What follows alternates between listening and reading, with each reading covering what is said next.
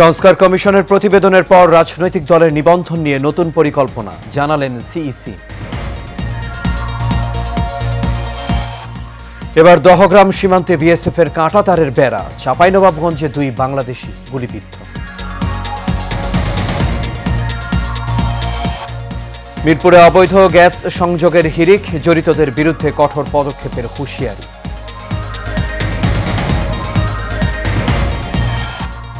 এবং উত্তরাঞ্চলে মৃদু শৈত্যপ্রবাহ অব্যাহত, পঞ্চগড়ে সর্বনিম্ন তাপমাত্রা 8.5 ডিগ্রি সেলসিয়াস রেকর্ড।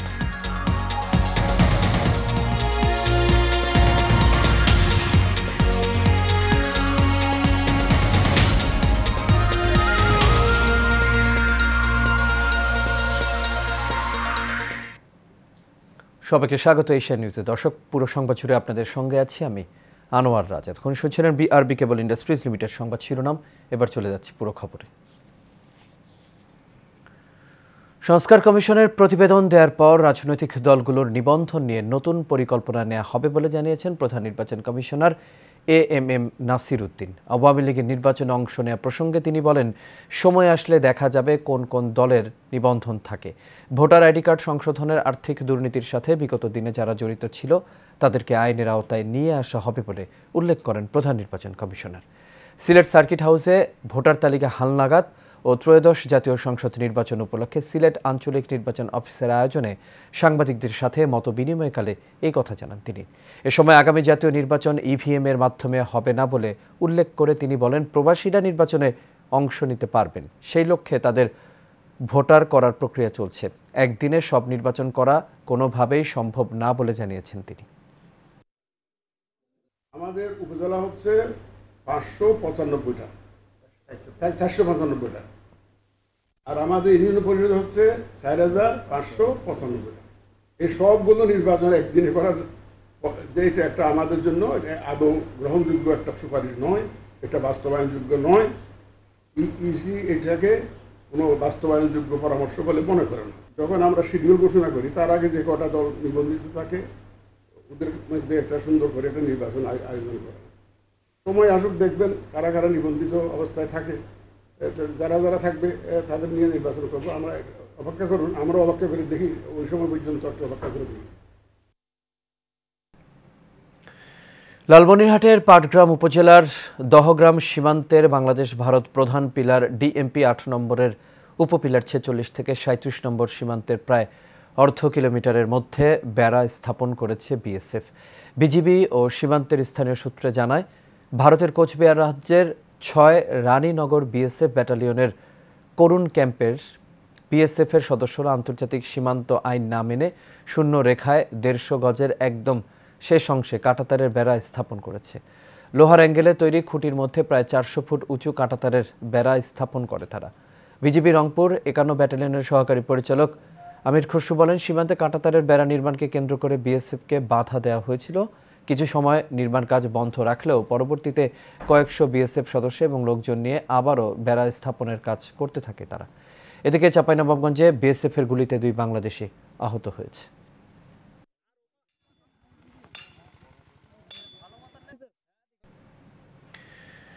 দিন দিন তীব্র হচ্ছে গ্যাস সংকট, বাড়ছে শিল্প কারখানায় গ্যাসের মূল্য। কিন্তু কিছু অসাধু চক্রের মদতে বছরের পর বছর ধরে অবৈধ গ্যাস সংযোগ ব্যবহার করে আসছে অনেক প্রতিষ্ঠান। তালিকায় রয়েছে শিল্প কারখানা, হোটেল, রেস্তোরাঁ থেকে শুরু করে আবাসিক ভবনও। হুমায়ুন কবির সুমনের রিপোর্ট, জানাচ্ছেন শেখ ফাহিম। রাজধানীর মিরপুরের ইস্টার্ন হাউজিং এলাকায় গ্যাস সংকটে বিপাকে এলাকাবাসী। তাদের আক্ষেপ, যেখানে বৈধ সংযোগে তারা ঠিকমতো গ্যাস পাচ্ছেন না, সেখানে বেশ কয়েকটি কারখানায় দীর্ঘদিন ধরেই চলছে অবৈধ গ্যাস সংযোগ। এর সঙ্গে দালাল চক্র আর তিতাস গ্যাস কর্তৃপক্ষের গুটি কয়েক অসাধু কর্মকর্তা জড়িত বলেও দাবি তাদের। এ নিয়ে তিতাস গ্যাস কর্তৃপক্ষকে সম্প্রতি অভিযোগও দিয়েছেন এলাকাবাসী। গ্যাসের তো সমস্যা হয়, সকালেরা পাক শাক করতে হয় না, বিকেলের পাকে দুপুরে পাক শাক করতে হয়, রাতে পাক করা লাগে, রাত্রে তো আবার সমস্যা। গ্যাসের তো পুরো সমস্যা। আমাদেরকে তো সমস্যা একটু হচ্ছেই গ্যাস। হ্যাঁ, এটা তো অবশ্যই, আমাদের তো গ্যাস প্রয়োজন, গ্যাস থাকেই না। কষ্ট, যারা গার্মেন্টস করে চাকরি করে, আমরা আইসা গ্যাস পাই না, রান্না বাড়া করে খাইতে পারি না। ভোরবেলা উঠলো, তারপরে 5:30 বাজে তখন গ্যাস সকালবেলা পরে চলে যায়, রাত 11টা কিংবা 12টা বাজে দেখা যায় একটু পরিমাণ মতন আসে আর কি। সাধারণ জন এত কষ্ট করতেছি, আমরা মুক্তি চাবো না, আমরা অবশ্যই চাবো।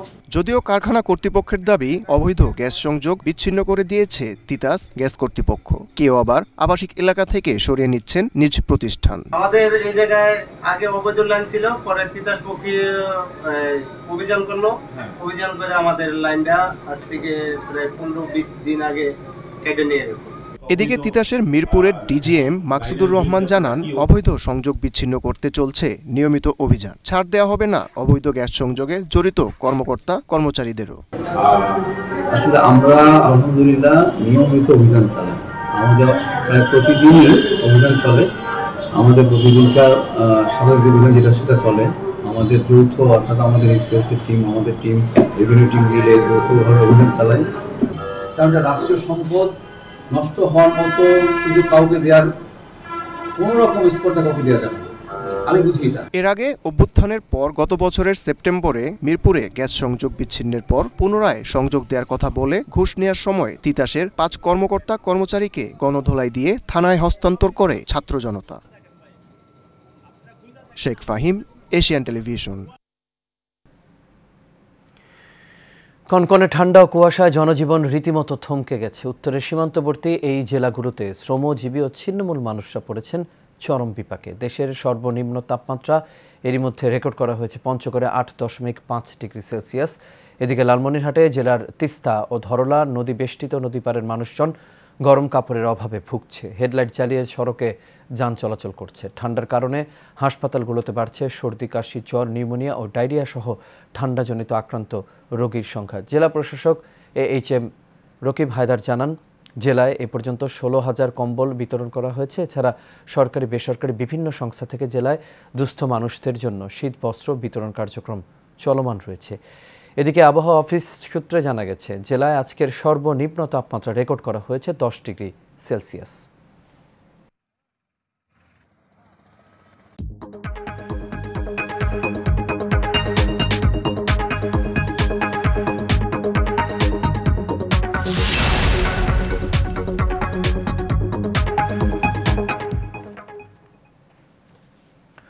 এবার এক্সিম ব্যাংক বাণিজ্য সংবাদ।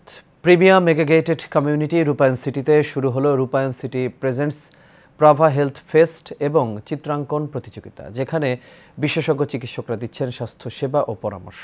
এই ফেস্ট চলবে 11 জানুয়ারি পর্যন্ত। মেহরাব সুমনের রিপোর্টে দেখুন বিস্তারিত। সবুজে ঘেরা পরিবেশ এবং স্বাস্থ্য সচেতন নাগরিকদের জন্য পর্যাপ্ত খোলা জায়গা নিয়ে নির্মিত আধুনিক প্রিমিয়াম মেগাগেটেড কমিউনিটি রূপায়ণ সিটিতে আয়োজন করা হয় রূপায়ণ city presents Praava health fest এবং চিত্রাঙ্কন প্রতিযোগিতা। সিটির বাসিন্দাদের সমাজ সেবামূলক কর্মকাণ্ডের ধারাবাহিকতায় রূপায়ণ সিটিতে এই আয়োজন করা হয়। চমৎকার এই আয়োজন ভিন্ন মাত্রা যোগ করেছে রূপায়ণ সিটিতে, যেখানে বিশেষজ্ঞ চিকিৎসক দিচ্ছেন স্বাস্থ্যসেবা ও পরামর্শ। ফ্যামিলি ফিজিশিয়ানই কিন্তু প্রাইমারি লেভেলে চিকিৎসাটা দিয়ে থাকে এবং যেটা খুবই ম্যান্ডেটরি।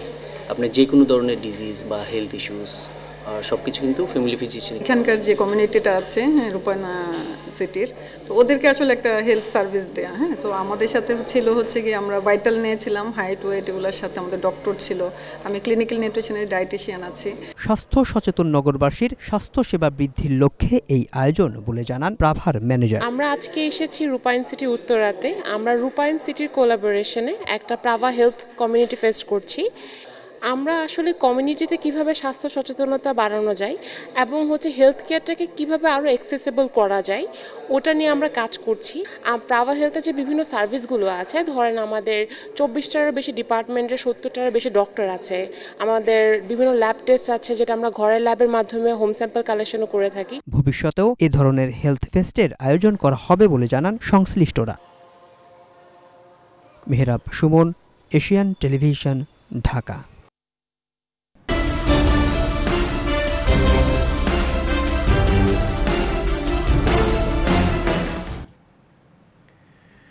হবিগঞ্জে যাত্রীবাহী বাস ও লেগুনার সংঘর্ষে 3 জন নিহত হয়েছেন। এই সময় আহত হয়েছেন আরও 4 জন। গুরুতর আহত অবস্থায় তাদের মাধবপুর উপজেলা স্বাস্থ্য কমপ্লেক্সে পাঠানো হয়েছে। সকাল 8টার দিকে ঢাকা সিলেট মহাসড়কের মাধবপুরে এই ঘটনা ঘটে। এই বিষয়টি নিশ্চিত করেছেন হাইওয়ে থানার ওসি মাহমুদুল হক। পুলিশ জানায় সকাল ৮টার দিকে ঢাকা সিলেট মহাসড়কের মাধবপুর উপজেলায় স্টার সিরামিকের সামনে সিলেটগামী একটি যাত্রীবাহী বাস পেছন থেকে একটি লেগুনাকে ধাক্কা দেয়, আর ঘটনাস্থলেই ৩ জন নিহত, 4 জন আহত হয়। আহতদের মাধবপুর উপজেলা স্বাস্থ্য কমপ্লেক্সে চিকিৎসা দেওয়া হয়েছে, তবে তাৎক্ষণিক নিহতদের পরিচয় জানা যায়নি। নিহতদের পরিচয় শনাক্তের চেষ্টা চলছে। লাশগুলো হাইওয়ে থানার সামনে রাখা হয়েছে। রাজশাহী প্রকৌশল ও প্রযুক্তি বিশ্ববিদ্যালয়ের মেহেদী হাসান নামের এক শিক্ষার্থীর ঝুলন্ত মরদেহ উদ্ধার করেছে পুলিশ। শুক্রবার রাত 11টার দিকে রাজশাহী নগরীর ফুতকিপাড়া এলাকার এবেলা ছাত্রাবাসের একটি কক্ষ থেকে মরদেহটি উদ্ধার করা হয়। নিহত রুয়েট শিক্ষার্থী মেহেদী হাসান রুয়েটের নগর ও অঞ্চল পরিকল্পনা বিভাগের 2018-19 শিক্ষাবর্ষের শিক্ষার্থী ছিলেন। পরে নিহতের মরদেহ উদ্ধার করে রাজশাহী মেডিকেল কলেজ হাসপাতালে পাঠানো হয়। নিহতের মরদেহ হাসপাতালের মর্গে রয়েছে। বোয়ালিয়া মডেল থানার ভারপ্রাপ্ত কর্মকর্তা মেহেদী মাসুদ বলেন, ধারণা করা হচ্ছে তিনি আত্মহত্যা করেছেন, তবে ময়নাতদন্তের রিপোর্ট হাতে পেলে মৃত্যুর সঠিক কারণটি জানা যাবে।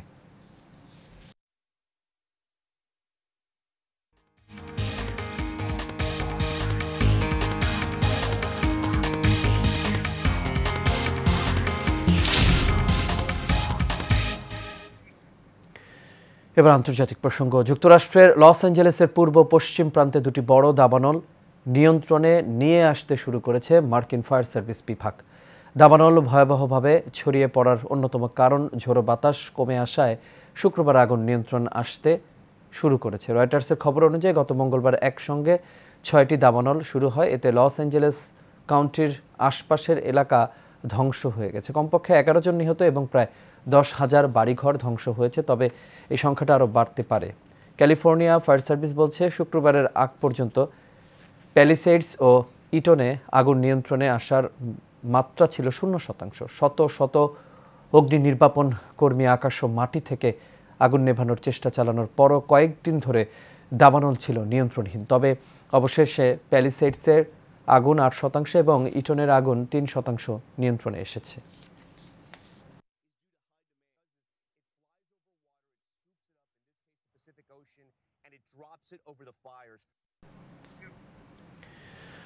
দর্শক, যুক্তরাষ্ট্র থেকে দাবানলের আরো খবর জানিয়েছেন রাকিব হাসান।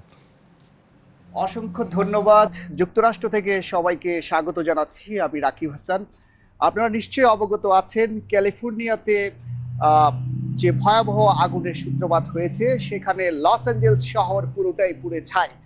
লস অ্যাঞ্জেলস শহরের সর্বত্র প্রায় শত শত একর জায়গা জুড়ে আগুন জ্বলছে এবং বলা হচ্ছে যে প্রায় 56,000 একর জায়গায় এই মুহূর্তে আগুন ছড়িয়ে গেছে এবং সেখানকার মানুষজন খুবই উদ্বিগ্ন। তারা এদিক ওদিক ছুটোছুটি করছেন। এর মধ্যে প্রায় 2 লক্ষ মানুষকে নিরাপদে সরে যাওয়ার জন্য সরকারের পক্ষ থেকে তাদেরকে বলা হয়েছে যে জীবন নিয়ে যাতে সেখান থেকে সরে যায়। সর্বশেষ খবর পাওয়া পর্যন্ত সেখানে 10 জন লোক নিহত হয়েছে এবং অন্যান্য যারা আছেন তাদেরকে সরকার নিরাপদে সরিয়ে নেওয়ার জন্য দমকল বাহিনীকে পরামর্শ দিয়েছেন। সেখানকার ফায়ার সার্ভিস টিম আগুন নিয়ন্ত্রণের সর্বোচ্চ চেষ্টা করছে, কিন্তু আগুন কিছুতে নিয়ন্ত্রণ করা যাচ্ছে না। বরং বলা হচ্ছে ক্যালিফোর্নিয়ার মরুভূমির যে কেন্দ্র, সেখান থেকে আগুনের যে বাতাস আসছে, সেই বাতাসটা আবহাওয়াকে আরও বেশি আর্দ্র করে তুলছে, আর সেই আর্দ্র আবহাওয়ার কারণে আগুন সেখানে ভয়ানকভাবে ছড়িয়ে পড়ছে। কেউ কেউ বলছেন এটা একটা প্রাকৃতিকভাবে সৃষ্ট একটা দুর্যোগ, আবার কেউ কেউ বলছেন এটা হচ্ছে মানব সৃষ্ট দুর্যোগ। এই দুর্যোগে হলিউডের যারা বড় বড় তারকা, তাদের বাড়িঘর পুড়ে ছাই হয়ে গেছে। ইভেন হলিউড হিল পর্যন্ত সেখানে পুড়ে গেছে। তো ওখানকার গভর্নর বলছেন এটা একটা দীর্ঘস্থায়ীভাবে এই সমস্যাটা চলছে এবং এই সমস্যার সমাধান দরকার। আপনারা জানেন ইতোমধ্যে ইতালিতে জো বাইডেনের একটা সফর ছিল, তিনি সেই সফর বাতিল করেছেন। ট্রাম্প প্রশাসন এই জন্য জো বাইডেন প্রশাসনকে দায়ী করছে। তারা মনে করছে বর্তমানে যে পরিস্থিতি চলছে সেটার জন্য আসলে এই প্রশাসনের বা এই সরকারের ব্যর্থতা। তো এখন পর্যন্ত শেষ খবর পাওয়া যেটা হচ্ছে 10 জন মানুষ মারা গেছেন। আর সবচেয়ে উদ্বেগের বিষয় যেটা, এরকম একটি দুর্যোগের মধ্যেও সেখানে ব্যাপক হারে লুটতরাজ চলছে। এই লুটতরাজের জন্য সেখানে জরুরি অবস্থা যে কোনো সময় ঘোষণা করার চিন্তা ভাবনা করছে সরকার। 82 ঘন্টা পার হয়ে গেলেও এখন পর্যন্ত সেখানে আগুন নিয়ন্ত্রণ করা যায়নি। তো বিষয়টিকে খুবই উৎকণ্ঠার চোখে দেখছেন লস অ্যাঞ্জেলসের লোকজন। লস অ্যাঞ্জেলসে আমার যেসব বন্ধু বান্ধব আছে তাদের সাথে আমি অনেকের সাথে কথা বলেছি। তারা যেটা জানিয়েছে, আকাশে শুধু কেবল ধোঁয়া দেখা যাচ্ছে এবং তারা দূর থেকে ধোঁয়া দেখতে পাচ্ছে, কাছাকাছি কাউকে যেতে দেওয়া হচ্ছে না। আর ভিডিওতে আপনারা যেটা দেখবেন যে সেখানে ব্যাপক হারে আগুন ছড়িয়ে পড়েছে এবং বনাঞ্চল পুড়ছে। তো এই বনাঞ্চলের 6টি জায়গায় আগুন লেগেছে। 6টি জায়গার মধ্যে 3টি জায়গা নিয়ন্ত্রণে এলেও বাকি 3টি জায়গা কিছুতে নিয়ন্ত্রণ করা যায়নি। প্রায় এখন পর্যন্ত $6,000 কোটি ক্ষতি হয়েছে। ধারণা করা হচ্ছে শত বিলিয়ন ডলারের ক্ষতি হতে পারে। এবং সবচেয়ে উদ্বেগের বিষয় হচ্ছে যে সেখানকার যে স্থানীয় জনগণ, স্থানীয় লোকজন তারা খুবই আতঙ্কের মধ্যে আছেন, কারণ আগুন 82 ঘন্টা পেরিয়ে যাবার পরও নিয়ন্ত্রণে না আসায় সরকার তাদেরকে এলাকা ছাড়তে বলেছে এবং তারা চেষ্টা করছে। সবচেয়ে যেটা উদ্বেগের বিষয় সেটা হচ্ছে যে এতক্ষণ ধরে অর্থাৎ 82 ঘন্টা আগুনে পুড়ে যাওয়ার পরও সেখানকার যে আধুনিক প্রযুক্তি বা আধুনিক একটি রাষ্ট্র, তাদের পক্ষে এই আগুন নিয়ন্ত্রণ করা যাচ্ছে না। এবং এটাকে অনেকে বলছেন জলবায়ু পরিবর্তন জনিত যে কারণ, অর্থাৎ ক্লাইমেট চেঞ্জের কারণে যে একটা ইম্প্যাক্ট সারা পৃথিবী জুড়ে পড়ছে, সেটারই একটা ফলাফল হচ্ছে এই আগুন। তো এখন পর্যন্ত এতটুকুই।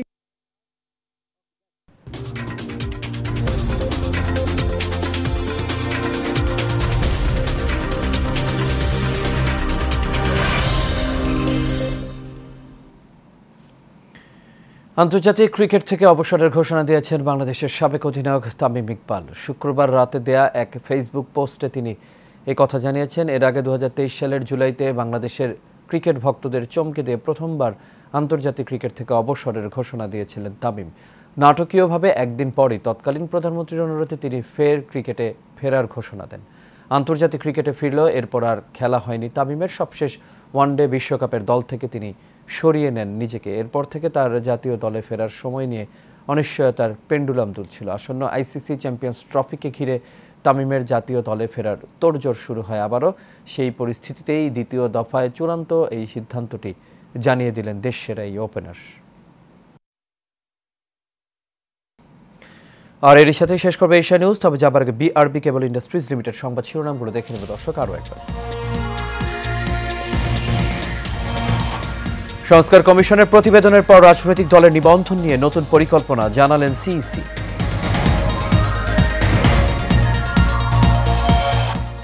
এবার দহগ্রাম সীমান্তে বিএসএফ এর কাঁটাতারের বেড়া, চাঁপাইনবাবগঞ্জে 2 বাংলাদেশি গুলিবিদ্ধ। মিরপুরে অবৈধ গ্যাস সংযোগের হিড়িক, জড়িতদের বিরুদ্ধে কঠোর পদক্ষেপের হুঁশিয়ারি। এবং উত্তরাঞ্চলে মৃদু শৈত্যপ্রবাহ অব্যাহত।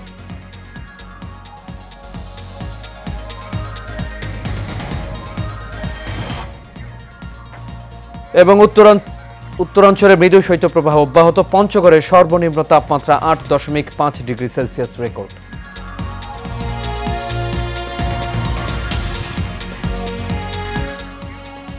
দর্শক, এই ছিল আমাদের এখনকার আয়োজন। আমাদের পরবর্তী সংবাদ দেখার আমন্ত্রণ রইল। এতক্ষণ সাথে থাকার জন্য সবাইকে ধন্যবাদ।